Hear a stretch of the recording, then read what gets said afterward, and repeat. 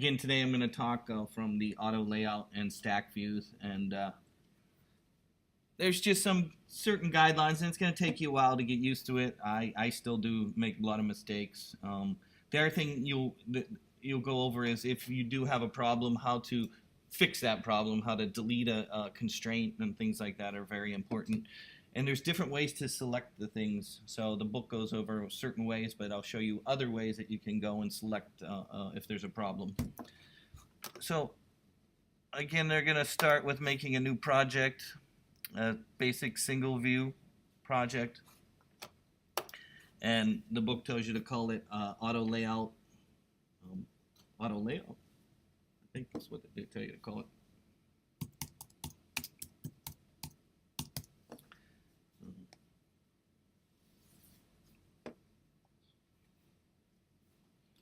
And you just say next, give yourself a place to save it, and so on. And then go straight to the main storyboard. I'm not going to change anything right there. I'm going to keep it at universal. Remember, sometimes I go and sometimes I change it down here to iPhone, right? But today I'm going to leave it at universal here because we're going to look at all the different sizes.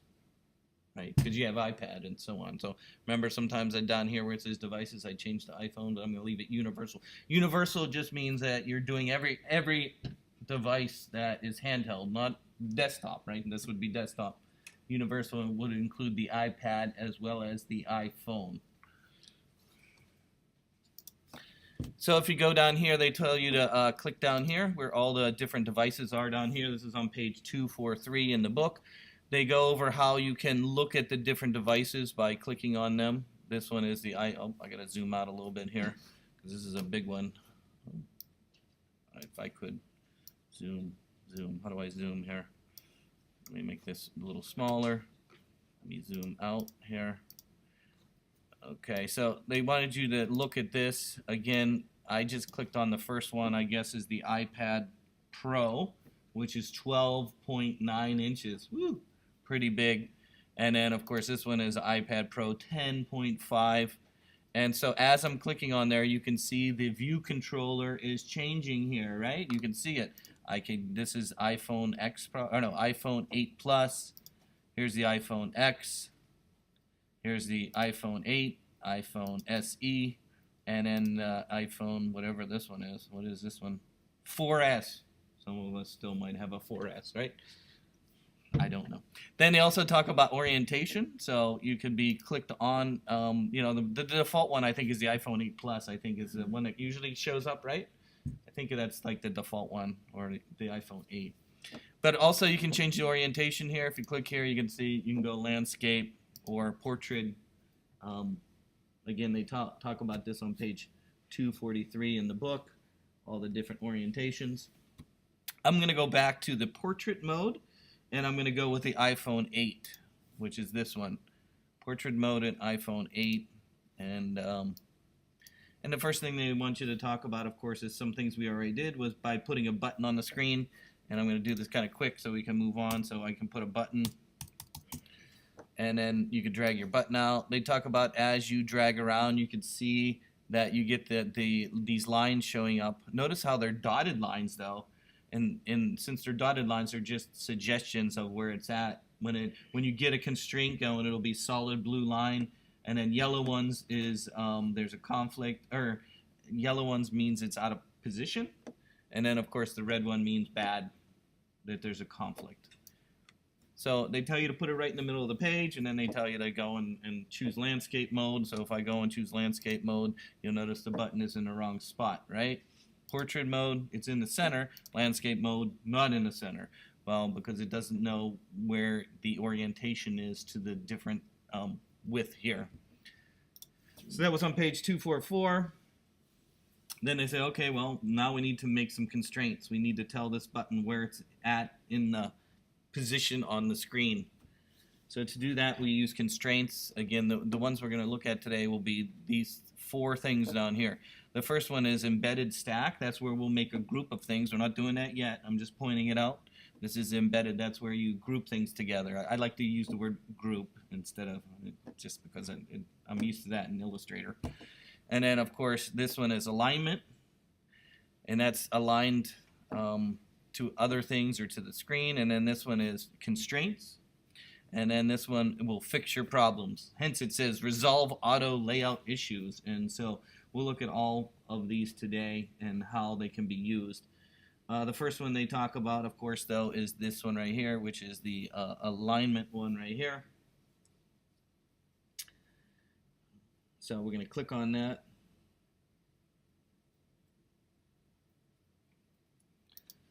And then we get the position. Okay, so you see horizontal and vertical. So we want it in the center. 0, 0 is in the center here. So if I click on that and then click on this, it's going to add 2 constraints to that button.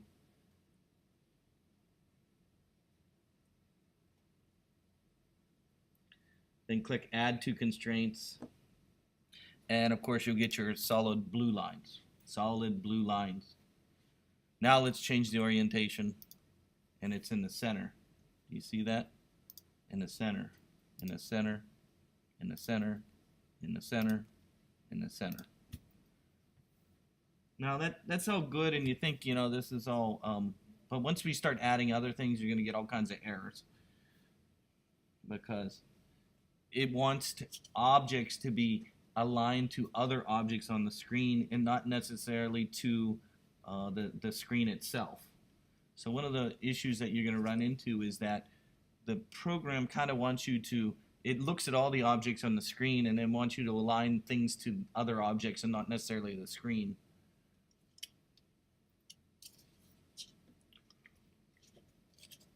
The next is it doesn't know what size this button is. You just made a button, but it doesn't know, you know, maybe you're going to put it on an iPad. Do you want it to be the same size as an iPad Pro as it is on an iPhone 8? So you need to give it a size constraint. How big is it going to be, and so on. And that's on page 245 in the book. What about the width and height of the button? Since there aren't currently any size constraints on the button, its size is dictated by the button text and the font. But the interface builder provides multiple ways to use constraints to set the width and height of the interface. By changing the background color of the button, you can see it easier. So they tell you to change. So I have my button selected, and if I come over here, remember the little one that comes down here, the Show Attributes Inspector up here? If you scroll down, you'll see it says background color right here. I'm going to change the background color right here to, I don't know, any color so you can see it. Doesn't really matter what color it is. We'll make it an ugly orange. How about that? Ugly orange. I don't know. I guess we could have put red for Valentine's Day, right? The other one we're going to be looking at, which the book is not telling you yet, but I'm just going to point it out because we were here. Remember, we were looking at here, is this one right here with the Show the Size Inspector. This one will actually be using as well, and you'll notice I have 2 things already here. So whenever the book goes into it, just remember it's this one with the little ruler up here. See the one with the ruler? We're going to be looking at constraints inside this, and you'll see them right here. See how I roll over them and I select them right there? So one way to get to the constraints so that you can adjust them and fix them is the little ruler that is right here. Okay, this little ruler right here. Again, to change the color was this one, and the constraints will be this one. So just keep these 2 icons in mind. Okay, after we change the background color, then we can change the size. Let's assume the height of the button to always be 60 no matter what screen size. Okay, so we're going to click the constraint button here, which is this one with the it's called the constraint, add new constraints, if you look at it right there. And if I click on that one right here, it says add new constraints. It'll then bring up this window.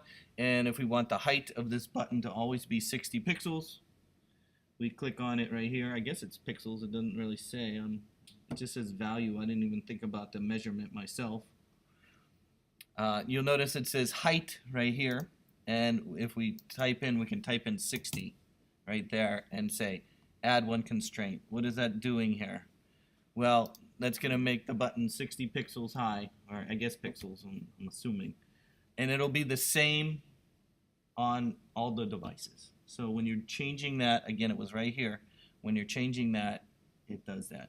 Here's another problem you run into is if you click on that, you'll notice the checkbox isn't there anymore. Remember it was there? And here's a problem you may run into is you say, oh, I don't know if I did it.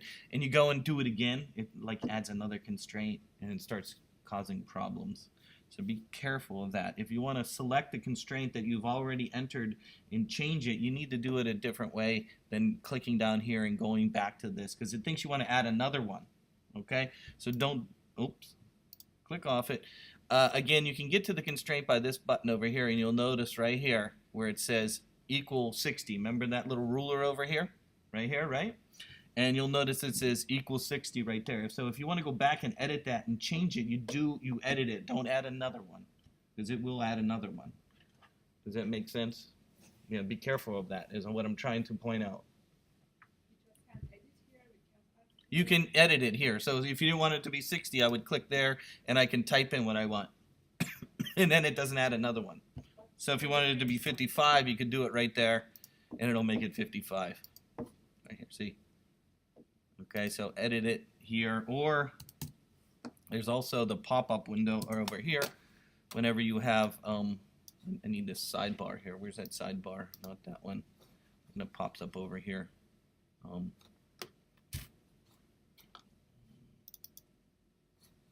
No, I didn't want a new window there. No. No. No. No. I don't know. Let's move on.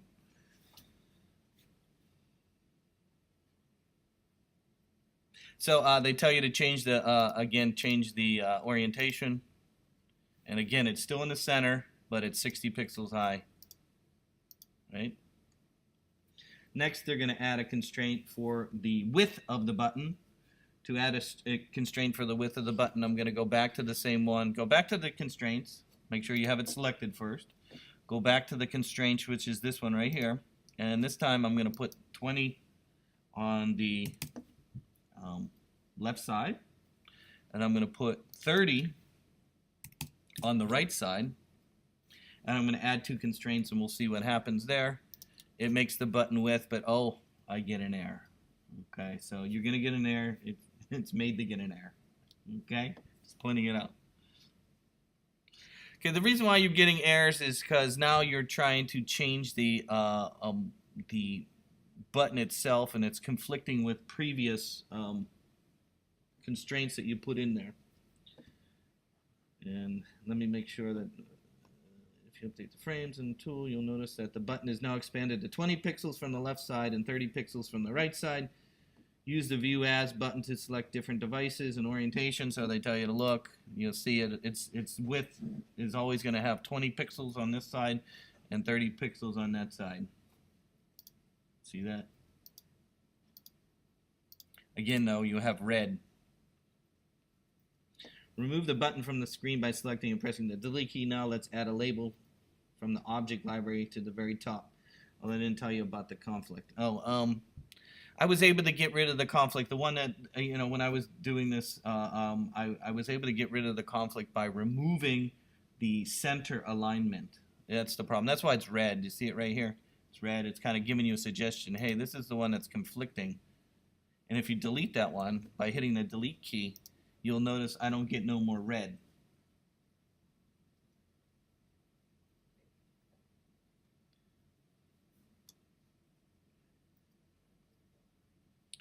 And now there's no error. Notice how you can click on the constraint and hit the delete key to remove it. Again, another place would be the ruler over here as well, right? You can see them here. The other thing you'll notice, it says safe area, okay? And I want to bring up my window that's always over here. I don't know what I did to remove it. You know the window that's over here? I don't know how to bring it back. Because you can select the constraints from there. I'm used to that. I don't know why. Is it this one? Which one? Oh, this one. Thank you. Woohoo! Thank you. Okay, again, I wanted to point out you can select the constraints from over here as well, and you'll notice that you have multiple constraints. This one was for the height. Remember that? That's on the button itself. And then this is for position inside the screen. So you have two different constraints going on one button. Notice there's also the safe area. If you click on there, it'll show you a blue area. Remember the little bar that goes across the top, the white area that is white? It's telling you that's where the cell phone stuff would be, right? Your signal and that's why it's called safe area. You don't want your stuff up there. It's going to go into the cell phone area. Also, you can click on button there and you can select it there, as well as clicking on the screen here and so on. So you can click on screens there. I just moved it. That's why accidentally. That's why I got yellow. It's telling you that, hey, you moved the button. So if you move it a little bit like that, you'll notice, woo, it starts giving you yellow. What yellow means is it's out of position visually from what you're looking at. If you previewed it, it would actually be back where it should be. So yellow won't cause a error in that you can test your project, but it will move it back to there. Where red will usually stop you from running or the simulator, right? Things like that. So they tell you to delete the button and put a label on instead, so I'm going to delete that. Again, I'm on page 247. This time I'm going to put a label on, and then, yeah, we need to talk about label a little bit just for a moment. The other day we were talking about, and let me just do this. I'm going to deviate from the book for just a minute here. In the one where we were doing a person, right, and we wanted to have multiple lines, I want to talk about that because some students were having problems with multiple lines. So if you have text in a label and you start typing it in, you're typing it in, look at that. It starts going crazy. It's going on forever. Where I wanted it to be kind of in a box, right? It's going on forever. No, I can't select it. There we go. And so it goes on and on forever. So if you're dealing with if you want multiple lines to your text, you'll notice that if you have the selected text selected, or this is a label, selected, you'll notice it says text up here, plain. Again, I'm in the arrow that points down here, the attributes. Again, you have left align, center, right align, and then I think this is on forever there. You can, right below that you have lines, and so if you say multiple lines, okay, and then you make your object, your box smaller, it should then wrap. Okay, so again, I'm making the box smaller. I'm saying how many lines here. Even though there's only 3 lines of text, I said 5 here. That's okay. I'm just pointing out that the wrapping wasn't working for some of you, most likely because you didn't have the line. I know it says wrap somewhere in here, doesn't it? I think there's a wrap. Is there a wrap menu here? Default.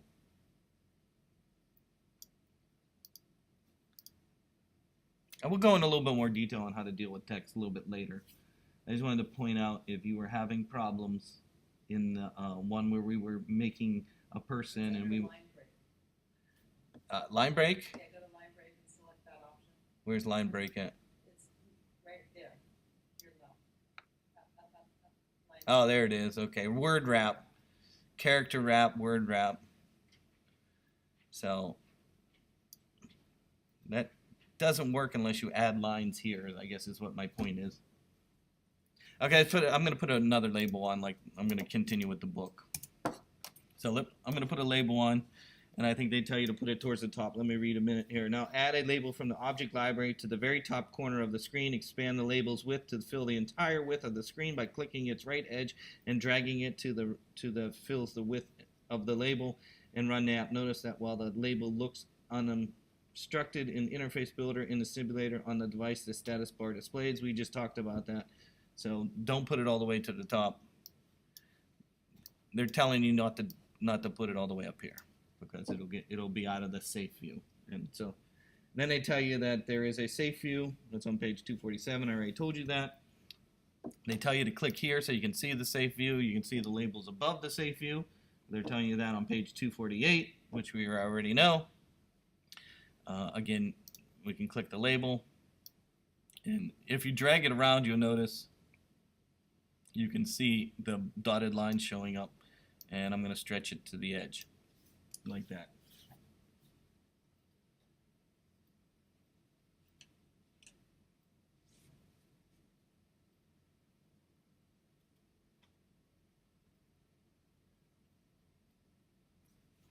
Now it says drag your label a bit lower on the screen and create a constraint between the label's top edge and the top edge of the safe area using Add New Constraints tool. Since the new Add New Constraints tool contains your view to the nearest view, create a top constraint with the tool will constrain the top edge of the label relative to the safe area. Run the app and you'll see the label no longer obstructs the status bar. Again, they have you put a constraint in. This one is the constraint, Add New Constraints, and they're telling you to put one at the top edge. This is the edge right here. Notice it's at 0 because it's right at the top of the safe area, right here. And then they want one on the top and add 2 alignment constraints. Oh no, they want alignment constraints. Hold on, I'm trying to read.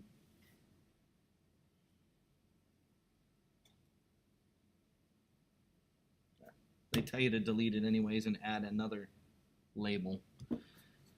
So let's not even worry about that. I'm just going to delete that. Okay, I'm on page 248. I say, now delete the label and add that you added. Add a button to the center of the view controller and give it 2 alignment constraints. Again, we're going to go back to a button. Put it in the center again.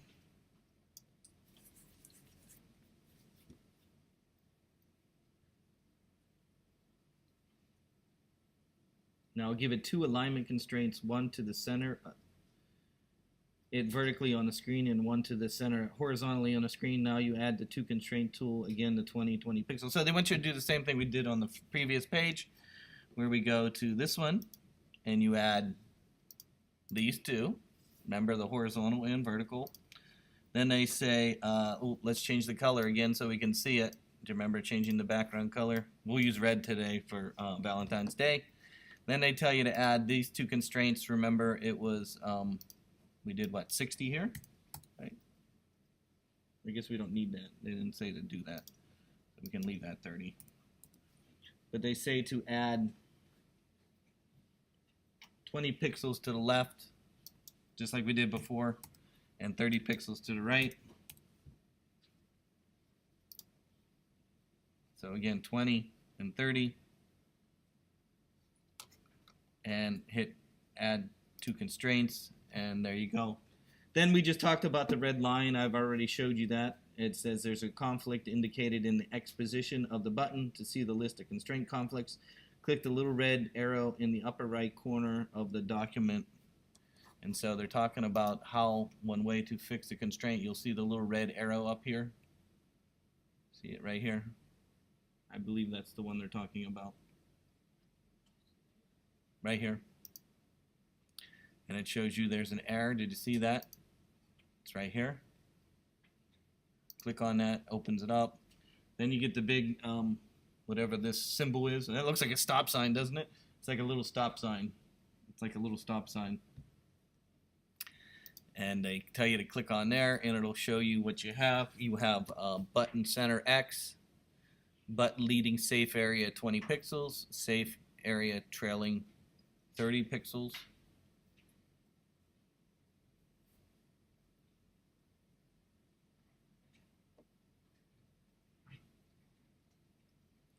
So again, the conflict and what they're trying to tell you is the conflict that you're running into is that you set the horizontal center of the button equal to the horizontal center of the view, right? Because that was the first thing, we put it in the view, right center. The left edge of the button is 20 pixels away from the left edge of the view, and since these 2 constraints can't coexist, you'll need to remove one.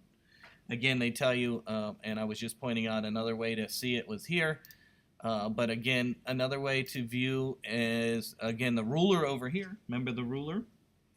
And over here, oh, you gotta have it selected. So again, the ruler is over here, And if you go down, you'll see your constraints are here. And as I roll my mouse over, you can see them, right? See them? So again, the ruler here. And as you move them around, it's telling you one of these is in conflict. Of course, it's this red one. Another way to select it would be to click on itself and hit delete. Another way is to click on this and go down here. And I can click on this as well and hit delete on the, and that fixes it, just like we did before.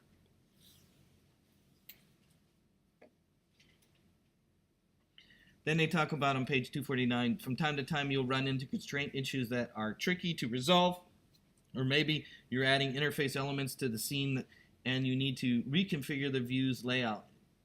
In either situation, you can click the Resolve Auto Layout Issue button next to the Add New Constraints tool and use the options to try to automatically address the constraints. So let me undo that and see if I can, oh, I guess I can't undo that.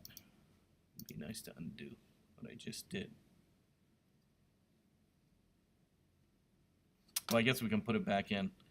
Let me just make a mistake here. I want to try this. What we had a horizontal? Was it horizontal that was the problem? Yeah. So in there they say there's a way. It's called, of course, resolve auto layout issues. They were talking about this button right here. It's the one at the very end. And so if you click on that, it'll try and fix your errors for you automatically. So let's see if it can fix the one that we just talked about. Let's see if it can do it. Again, it's this one right here at the bottom. And clear constraints, reset to suggested constraints. Let me see.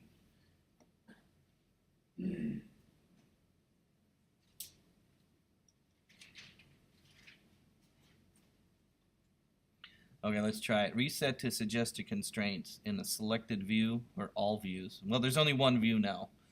So let's just click. Let's see if it works. It did. It deleted the one that was bad. Okay, so maybe, if you're having issues, maybe try this button right here that tells you how to fix alignment problems. So they go through some of the options that are inside there. Let's click on it again, and they talk about them. So let's talk about them briefly. The first one, it says, update constraint constants will attempt to update the rules to match what is currently displayed in the storyboard scene. Not sure what that means. Add missing constraints will attempt to add new constraints that will match what is currently displayed in the storyboard. So the second one there, which says add missing constraints, I know it's grayed out at this point, but it's suggesting, it's going to add some that it thinks it needs. Reset to suggested constraints, that's the one we just used, and it got rid of the red one that was the conflict, right? Clear constraints will remove any rules associated with position and size of the selected view or all views. So, of course, clear will remove the constraints from that object that you have selected. That was on page 249. Resolve constraints warning, delete the button you've just worked on. So again, they tell you to delete the button again. Let's delete it again. I'm going to delete it. So add a new button to the scene and create the original two constraints and position the button in the center view, both vertically and horizontal. Select the button and drag it down to the left. You'll see the auto layout warning. We just talked about that. I'm going to blow that off. It's on the bottom of 249. You remember the yellow one, right? I just told you that. They're telling you here, hey, go here. Here, I'll do it real quick. I'm on page 250. Go here, click here, say boom, boom, hit add two constraints. And then if you move it, again, that's what again, this is on page 250. If you move it, you'll get the yellow. Okay, that's on page 250. It says, hey, the yellow in the upper right corner of the document outline, the warning informs you that the position of the button is no longer in sync with the position defined by the constraints. To adjust the button's position to fit the constraints, select the button on the canvas and then click the update frame, which is this one right here. Notice how this is usually grayed out, but this one is actually, now it's live, and the reason why it's live is because this has yellow. Okay, so if you get yellow, this one right here will possibly position it back to where it needs to be, like that. Okay, well, I'll do it again. If I move it out of the position, I'm getting yellow. yellow saying bad, it's not in position. There's this new icon that's right here that we haven't tried yet. It's like a little circle, that arrow that goes in a circle down there, update frames, and it'll put it back into the position it should be in. Okay, that's on page 250. Then let's talk about, so far in this, you want to create constraints that define relationship between views and parent view. But there may also be times when you want to create constraints between sibling views. In the following exercise, you'll work with multiple labels that display the text information. Once again, delete that button. Woo!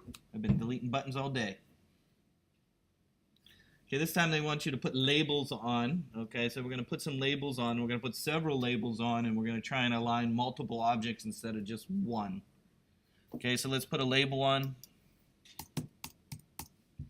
So if we put a label on and put it at the top, and of course the book has you call it Johnny Appleseed. John.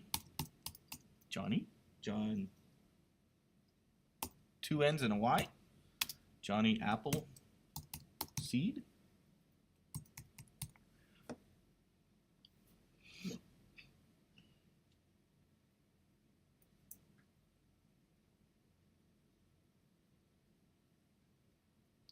Okay, so I'm going to center that. There we go. Remember, I'm not putting it up in the safe area. I'm down. As you roll around, you'll notice you get the little dotted line that tells you, hey, this is in the safe area. Then they tell you to add one constraint to the top only. To the top only. So to add the constraint to the top only, we're going to go down to the Add Constraints window here. And we're going to put 0 at the top. Mine says 0 because it's aligned to the dotted line at the top. So if I click on this, you'll notice it's 0 there. See, it's red. And say add one constraint. So all we've done is just we've changed this button so it's at the top of the screen. Then they want you to align it vertically to the center of the screen. So add it vertically to the center of the screen. This one is going to be the bar chart looking one, right? The alignment one is this one. I'm going to click on that, and we're going to add horizontally to the center. Add one constraint. Just like it is on page 252 in the book there. With one label set, you can add a second label and base its position on the position of the sibling. Drag another label from the object library onto the view just below the existing label. Enter some information about yourself, perhaps one of your favorite hobbies, into the new label. So again, they say add another one kind of below this one. I'm going to kind of put it below. And we're going to put our favorite hobby is sleeping. Is that a hobby? I don't know. Eating. Eating could be a hobby too, right? Eating, sleeping. I guess we could eat chocolate today. Now assume you want the new label to have the same horizontal center as the first label and to be positioned 20 pixels below it. With the new label selected, click the Add New Constraints button in the popover, enter 20 pixels into the top field, and click Add One Constraint. So in this case, they want it to be 20 pixels from the object above. So to do that, we have it selected. We're going to go to this one right here, the constraint option. And this time, oh, mine says 20 pixels already. If yours doesn't say 20 pixels, you can type it in right there and hit Add One Constraint. At this point, Interface Builder will display an error indicating that the new label has a constraint describing its vertical position, but no information about the horizontal position. Interface Builder can help you resolve this error. Select both labels in the scene by command-clicking them and click the Align button. In the popover, select Horizontal Centers checkbox to set the value to 0 and click Add One Constraint. This tells Interface Builder that you want to select the views to have the same center position with 0 pixels of offset. So what they're saying is you can take both of them by selecting both of them, holding the command key, just click one, click the other one, you select both of them, and they're talking about this one right here. Again, the alignment one is the one that looks like a bar chart, and we're going to add horizontal containers, add two constraints, boom, and it puts it in there. How did you select both of them? Command key or shift key, I believe, would also work. Shift. And then Then I went to this one with the bar chart and added 0 for the center. then we did what? 0 for horizontal center, and then add 2 constraints. Oh, it says add 1 constraint. It's valued to 0, and then click add 1 constraint. Mine said 2 constraints. So I made a mistake. I don't know why they made us select both of them. I think that was an error. Because now I added a 0 to the top one twice. I believe so. And then when you have multiple ones selected, you'll see you have multiple things here. I don't know. Let's click on this. Yeah, I have line to X and line to X. Do you see that? I have 2 of them. Remember I told you to beware of adding twice, because it'll add 2 in there. See, making mistakes, hopefully we learn how to fix them. So again, since I had both of them selected and it said, hey, add 2 constraints, right? I actually have an error now, I think, because of that. No, it doesn't show an error. I think it's not a problem, but I probably shouldn't have two of them there, though. That's what I'm saying. I don't think you need to. I don't know. If I delete one, I think it's still fine. Okay, so I just removed one.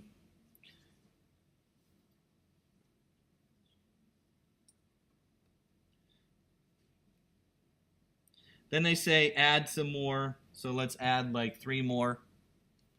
Okay. Add another label. And what do we like now? We're going to do eating, because we like eating too. Ooh, sleeping and eating. Eating. What else do we like to do? Sleeping, eating, swimming. Even though it's not summer, we can go swimming. Let's add another one. What else do we like to do? Sleeping, swimming, biking. Biking, I guess. I don't know. And then, so they tell you to go through each and every one of these. To practice what you just learned, add 3 new labels and repeat the above steps 3 times to position them on the scene. When you're done, each label should be 20 pixels below the previous one, and they all should be centered horizontally. So again, click on one. Where do we go to? We go this one, and we add 20 pixels up here. Hit the red line if it's not on, so add one there. And then, of course, we need to say center horizontally, which would be this one, center horizontally. Okay, so we got that one. And let's do the same for this one. Again, 20 pixels from the top. Add 1 constraint. Click on here, and we want to do horizontal. And then one more. Click on this one. Again, 20 pixels from the top. 20. And then horizontal. So now we should have all text together. Jeff, what makes the constraints be from the one above, the object above, instead of from the top above? When you say 20, why does it know that it's from the, how does it know it's from the object before it instead of from the top of the screen? Because they're all in the same view, and so if it was in a different view or in a stack, then it would assume you want it as a group, and it might do it from the edge. Why does it do it from the objects? I guess it's spacing to the nearest neighbor. Yeah, I'm assuming that the scene may be different because you're going to change the view like this, so that they're always consistent between objects and not the scene, I think. So I think it's done on purpose just so that the objects may change in size and shape. Because you might have dynamic text. We haven't really looked at dynamic text yet, but dynamic text is text that changes size according to the device. So that's what I'm assuming. That answers your question. I don't know. Of course, they say, hey, that was very tedious having to align each and every object to each other and to the horizontal position. So this is where I was talking at the beginning of class about the stacked view. And a stack view is kind of how you group things together. Okay? So managing the constraints of multiple objects can be tedious, especially when the position of each element is in the same distance from the previous one. What if you decide later you want to have 30 pixels of separation between the labels instead of 20? You would have to go and select each one and then put 30 in there instead of 20, right? So that's, tedious is the word that they use in the book here. And then what if you want all the labels to be positioned on the left side of the parent instead of the center? You would have to spend a lot of time updating each and every one of the constraints. Interface Builder provides a smarter approach. Rather than creating an update and updating lots of individual constraints, you can use a stack view to automatically manage the constraints of its child views. A single stack view manages either a row or column of interface elements and arrange those elements based on the property set in the stack view. Start by selecting all the labels you just created and click the Embed in Stacked View button. So that one is this one right here. So again, I selected all of them. Okay, we're going to kind of group them together. So you can shift click on each and every one of them, or of course the command key I believe does it also as well. And we're going to click on this one right here, this button that has the arrow going down, and you just click on it. Notice how it grouped everything together, but one of the things it did is it kind of got rid of all the constraints. Did you see that? At a moment, your new stack view doesn't have any constraints that define its size or position. To change that, select the stack view and click the Add New Constraints button at the top, leading trailing edges of the stack view to 0 from the parent view edge. You'll need to select the red indicator associated with each text field to enable the constraints. Give the stack view a constraint height of 300. Click Add 4 New Constraints. So again, it's selected already. Oh, I might go back to this. Uh-oh, look at that. Uh-oh. Uh-oh. See that? Because I was right. I was in the landscape mode. I'm going to drag it to the center. There we go. Okay. So again, they want you to add constraints to, now this is a group. So we're going to add constraints to the stack. Again, think of it as a group. To do that, you're going to click on the little square with the lines on it again. It's right here. And we're going to click on 0 because it's at the top right above the thing. And then let's see, add new constraints at the top, leading edge and trailing edge of the stack view to 0. So they want this to be 0 as well. And this is 0 as well. So again, 0, 0, 0. And then they say they want the height down here where it says height to be 300. Okay, so again, 0, 0, 0, and 300. And if we had add for constraints, uh-oh, what did it do now?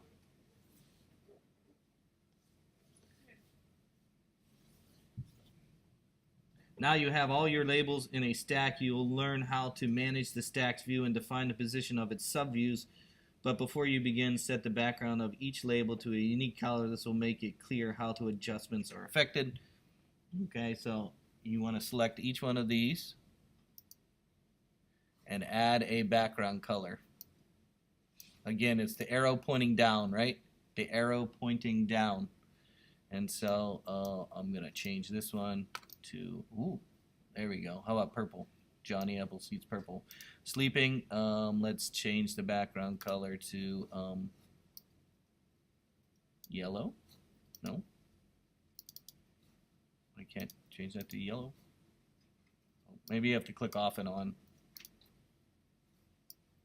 No? How about red? And then this one, no, I don't know what that is. Yellow. There we go. And then this one, can I choose a color here? No, it doesn't. Oh, there we go. Why it doesn't? Current color. No. How about orange? And then this one,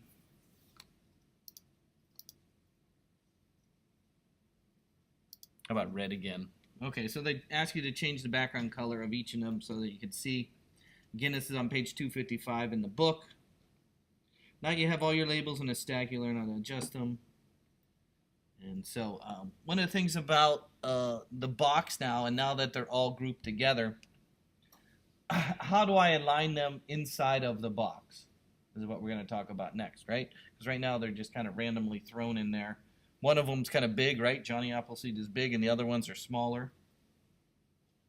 Again, this is on page 256 in the book, and yes, it's supposed to look like this. Select your stacked view from the document outline and open the Attributes Inspector to reveal the 4 main properties. Go ahead and explore these attributes, make adjustments along the way.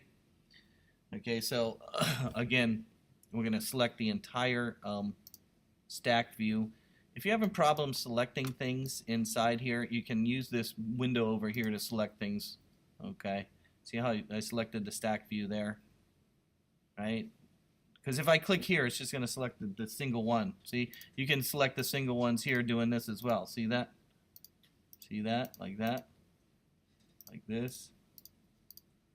But if I click on this, it selects the entire box. Okay, so be aware of how to select things. It makes it a little easier to use this kind of menu item that's at the bottom there. Okay, some of the options that they're talking about would be in the Attributes Inspector. What are we looking at here?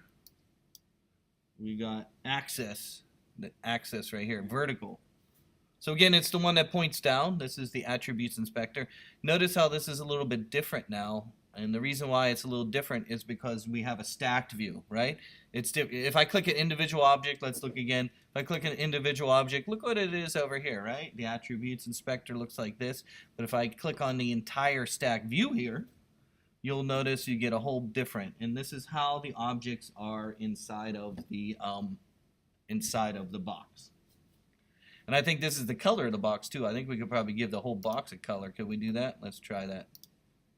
Nope, didn't work. Okay, so we'll just leave it alone. How about that?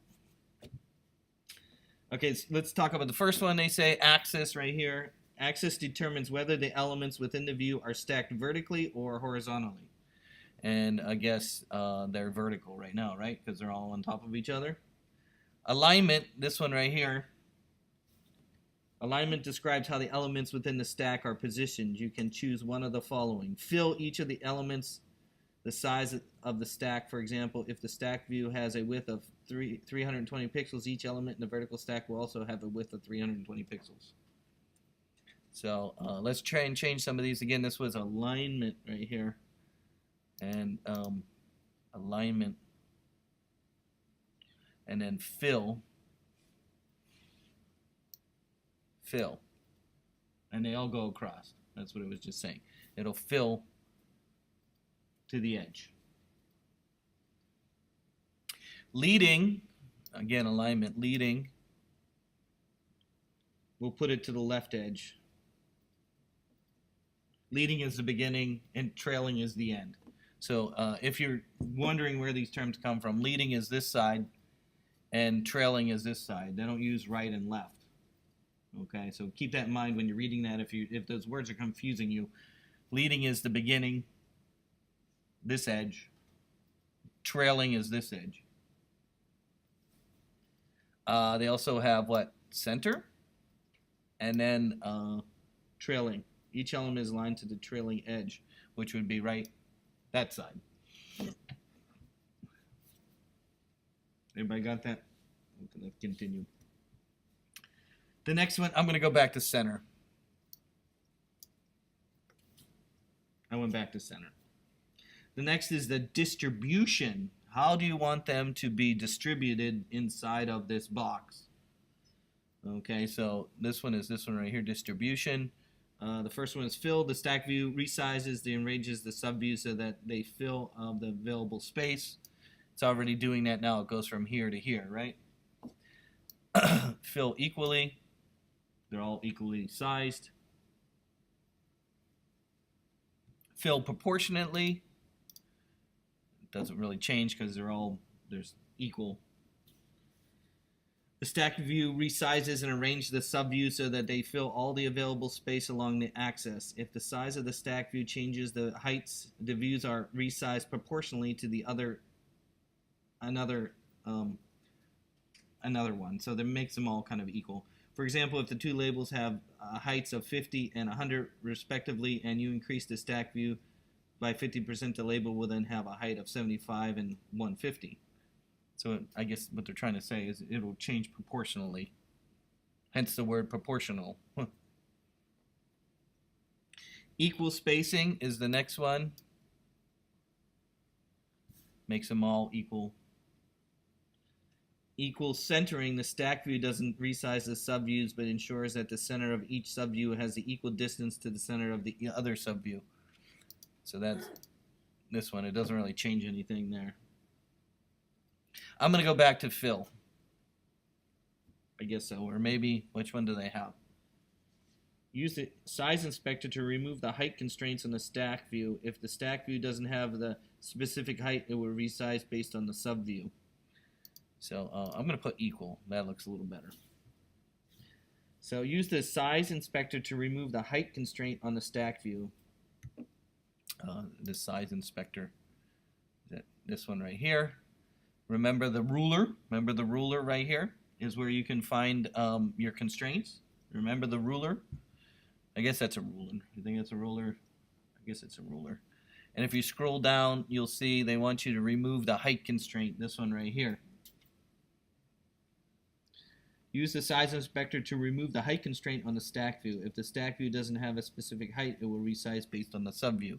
So if I click on this and I hit delete, notice it kind of squishes it down to make them even, right? It squishes them down to the size of each of the boxes. That was on page 257. Now that you've defined some attributes, try adding new labels to the stack or rearrange the existing labels and adjust the stack spacing and alignment. Imagine if you hadn't used a stack view and you wanted to adjust the interface, how many constraints would you had to need? So they're trying to tell you that, hey, this is a good thing to have things in a group because you can move things, scale things proportionally, and so on. Another thing that you can do is you can duplicate an object, and notice how it duplicated it, but it's not inside my stack. I believe it's outside, because it's, notice how it's outside the stack here. If you want to put it inside the, so yeah, let's practice this again. I just want to show you duplicating. So we're going to duplicate things once we get to making things in layers. To duplicate things, you can click on them and hold down the Option key, and just like you can in Photoshop, right? Duplicate something, Photoshop, you Option, click and drag, or Illustrator. Same here. If you hold down the Option key and click and drag bike. Notice though, it put it outside of the stack view. It's not in the stack view. Look at the way the hierarchy is over here. Do you see it? If you want it in the stack, you can actually drag it in this window, I believe, to be in the stack by just kind of dragging it over, and now it's in the stack view. And now the stack view has changed size. I'll do that again. Let me delete this spiking again. Okay, again, you can duplicate things quite easily by clicking on them and holding down the Option, click and drag. Okay, I'm just going to drag one of them down. It doesn't really matter. But notice how when I duplicated it, it's actually outside the stack. If I want it to be inside the group, I can do that by dragging it in this window over here. See the window over here? And I can take this second sleeping and I can drag it inside by, see how I'm like moving it right here? See how I'm moving it? And then it will then become part of that group. And notice how it jumps up and it keeps it, you know, because they're all evenly spaced, right? Because of the way we set it up over there. Did you see that? You want me to do it again? Again, you can duplicate something. If I move it down there, there it is. It's all the way down here. If I want it to be in my group, I can click on it here and drag it inside here and release my mouse. Now it's part of the group. Practice that for a minute. I'll pause for the next part of the book. Talks about size classes. It's on page 258. And in this case, they talk about so with so many different combinations of screen size and orientation, it's important to build an interface that works well on all iOS devices. In the case of the iPad, the split screen feature adds an additional layer of complexity because the app may run in a smaller amount of space than you originally expected. To help simplify user interface development for so many different situations, the new version of iOS includes a concept called size classes. Each iOS device has a default set of size classes that you can use as a guide when designing your interface. Each dimension, the width and the height, is either the compact or regular size class, and the two dimensions form a trait collection. The View As button indicates the trait collection of the current device and orientation you have selected. For example, if you use the View As button to select the iPhone 8 in portrait mode, you'll see a C, a W, C, an R, and HR as part of the button title. This indicates that the trait collection for the device is a compact width with regular height. And so they're talking down here is what they're talking about right here. See the WC and the HR right here in the view down towards the bottom down there with the little devices down there. And so this is a concept they're trying to explain to you here is this thing called regular width and regular height. Though an iPad has a regular width and regular height size class in both portrait and landscape, an app does not always run full screen. Using the split screen feature in an app can consume 1/3 or 1/2 or 2/3 of the screen real estate, and different size iPads will have unique trait collections when multitasking. Sounds like a lot of handle, but don't think about the width array of devices you need to support. Instead, focus on supporting 4 different width, height, trait collection, and your interface will be correct. Whoosh. Wow. Okay, so what they're trying to say is that if you remember, if you bought a modern iPad, you can have 2 apps running at the same time, right? And that's what's called split screen. So the problem that it's running into now is that it's not measuring from the entire width of the device, but a partial width of the device. So they're trying to compensate for it by using these relative constraint. So the constraint and properties can be set to different values depending on the trait collection. Suppose you want a stack view spaced properly to be 0 most of the time, but when ran on a regular width, regular height device, it should be set to 20. Interface Builder makes it easy to add a varying trait to particular properties or constraints. Using the stack view you previously created with color labels. Select the stack and open the Attributes Inspector. Next to spacing, click the plus button, which will open a pop-up over for introducing variations. So again, to select the entire, so they're talking about how to do this. How to deal with this issue is they want you to select the entire stack. So if you remember how to select things is easier over here than it is trying to select things here. So be careful of that. If I want to select a stack view, I can click here. Notice it selects the entire stack view. Much easier over there.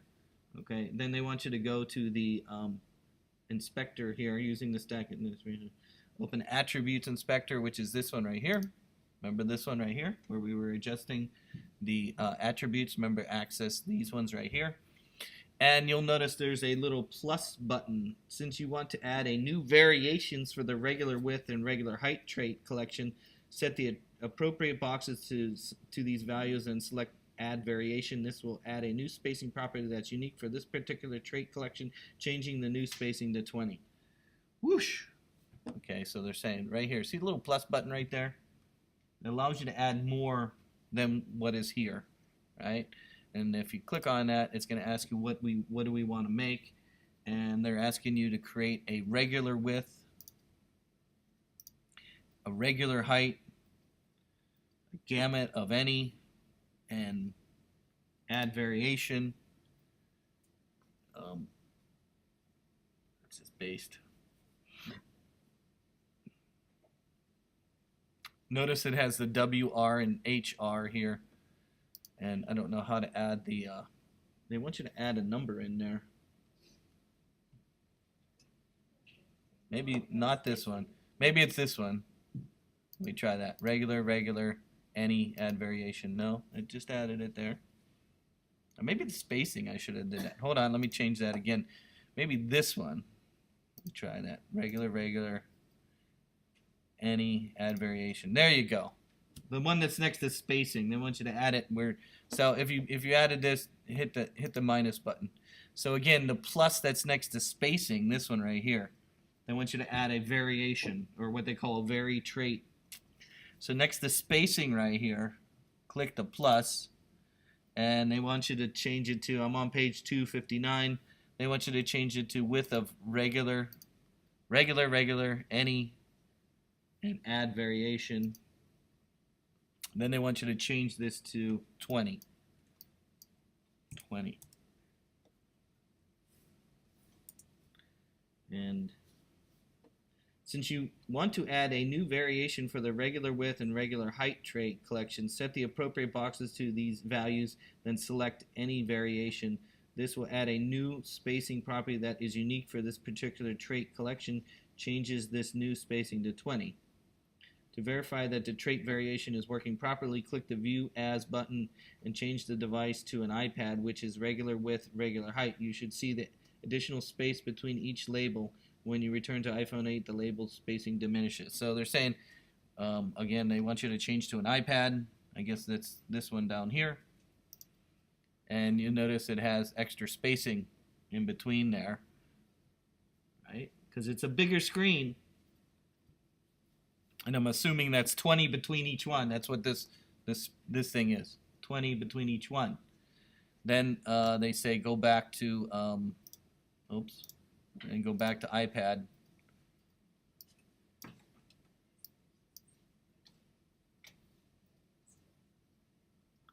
And see how it says varying for traits down there as well? I don't know how to go back to iPad. Oh, here we go. What am I going to? iPhone 8? There we go. Try that. Again, it's click on there. It tells you you have extra space here. And then device down here, go back to iPhone 8. Boy, you wish we were back doing CSS instead of this though, right? At least I can do my cascading style sheets, right? I mean, it's kind of complex, right? Because you got to deal with all these different devices. That's why I was saying at the very beginning, it's easier just to say, hey, I'm going to just do the iPhone, right? And not have to worry about iPad. Because once you go to iPad or Universal, remember at the beginning, there's where you choose the Universal, which is all of them. You know, it gets complex because, again, the problem here is you can have multiple screens open on an iPad. Okay, let's do just a few more. I know it's getting late.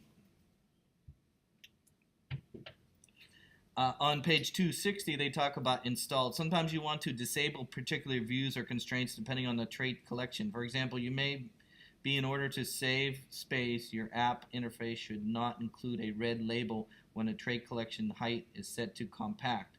To begin implementing this design decision, select the red label and open up the Attributes Inspector. Near the bottom, you'll find an Install checkbox. This determines whether the particular view or constraint can exist within the view hierarchy. Click the plus button next to the checkbox and you'll be presented with the same popover to introduce a variation. Set the width to any and the height to compact and click Add Variation. This will add a new installed property that spans any trait collection and includes a compact height. Whoosh! Okay, what does that mean? Well, again, it kind of, I guess, like in responsive design, I believe they're getting you to maybe hide something. That's what I'm assuming.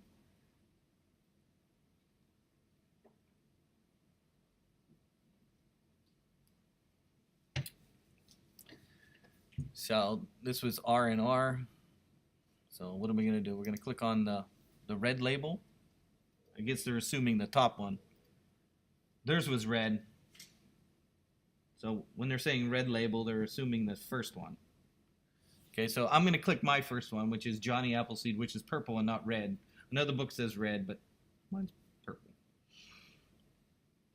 Near the bottom, you'll find an installed checkbox. And where's that? Installed? Very bottom. right here, installed. Near the bottom, you'll see an installed checkbox. This determines whether the particular view or constraint exists within a view hierarchy. Click the plus button next to the checkbox and you'll be presented with the same popover to introduce a variation. Set the width to any and the height to compact, then click add variation. This will add a new installed property that spans any trait collection that includes a compact height.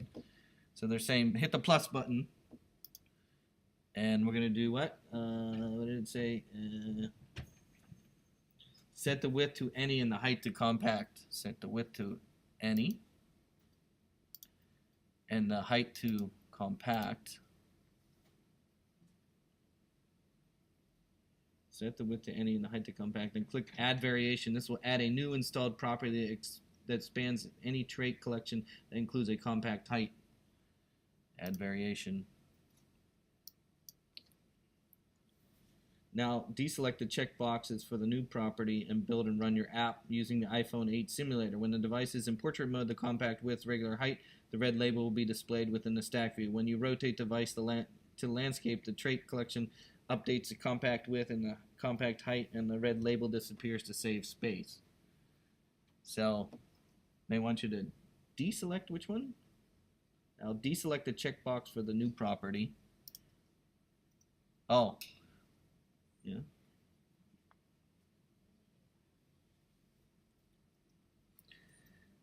And then build and run your application. Let's try it. I'm going to save before I do that in case it blows up. It says run the application.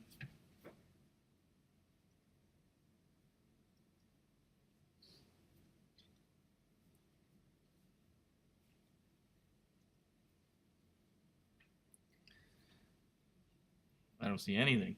Oh, there we are. Okay, so in theory, what they're trying to say is if you rotate it, it should, Johnny Appleseed should be gone. Let's rotate. And see, Johnny Appleseed is gone.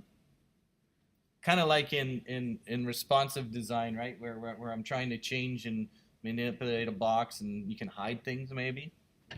That looks a little complicated, but it's there.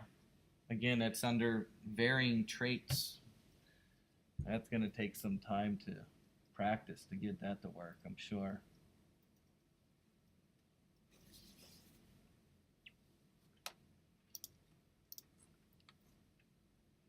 Any, I don't know.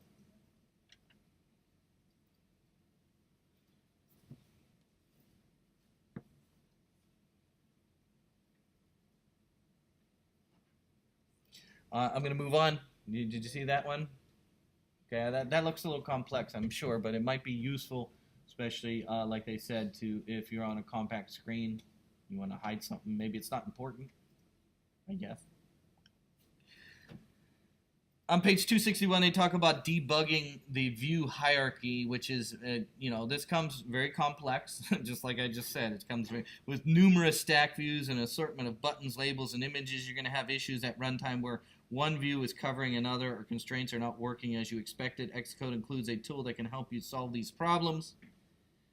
Run the app you just built and include the color labels. After the view has loaded, press the debug view hierarchy button at the top of the debug area. It extends from the bottom of the Xcode. This view will appear in 3D environment that you can swivel around to see the view hierarchy what was constructed.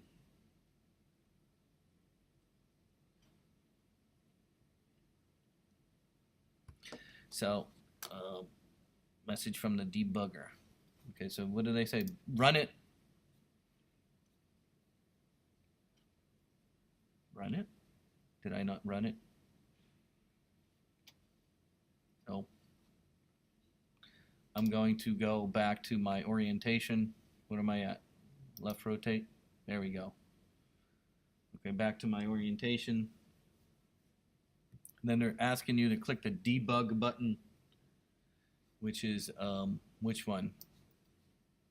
On the menu, Which one? on the menu,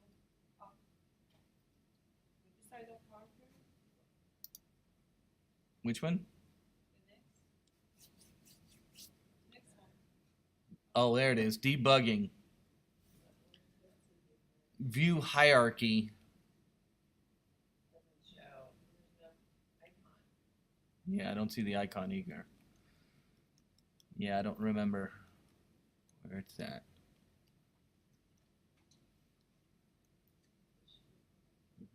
Build and run the app. You'll include, after the view has loaded, press debug view hierarchy button at the top of the debug area. You extend from the bottom of Xcode. This view will appear. I'm assuming it's down here. This one right here. This one right here.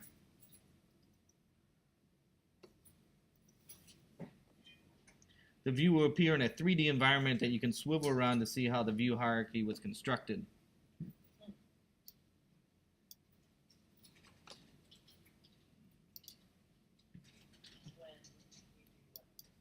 This one right here.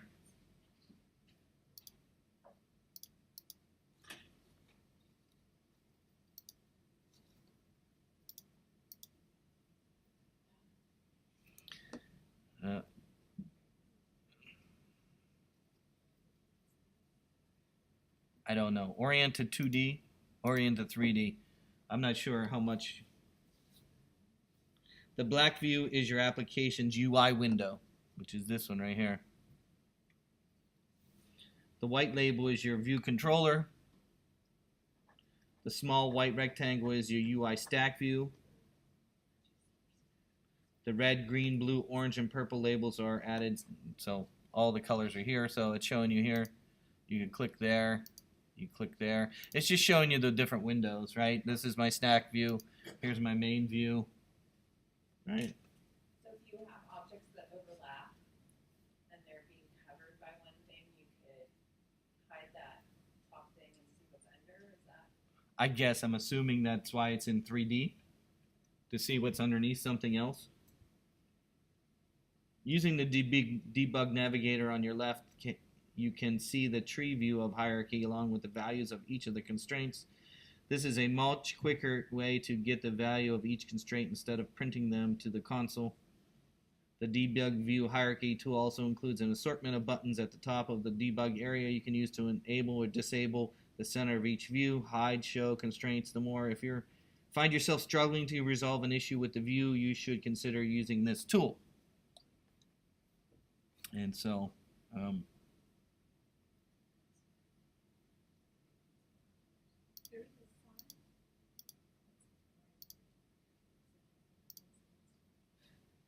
did you see that wireframe view?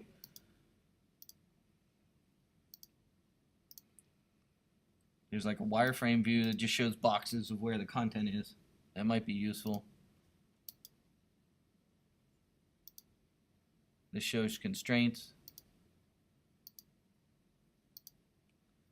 What's this one show? Don't know. Debug view hierarchy icon is in the bottom. Hmm?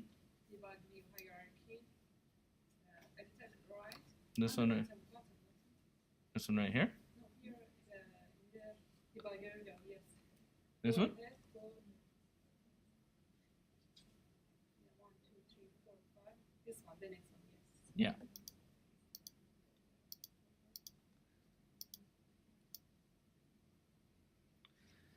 Okay. I think we did enough for this. Then they talk about making the calculator. You should probably make the calculator if you have time this weekend.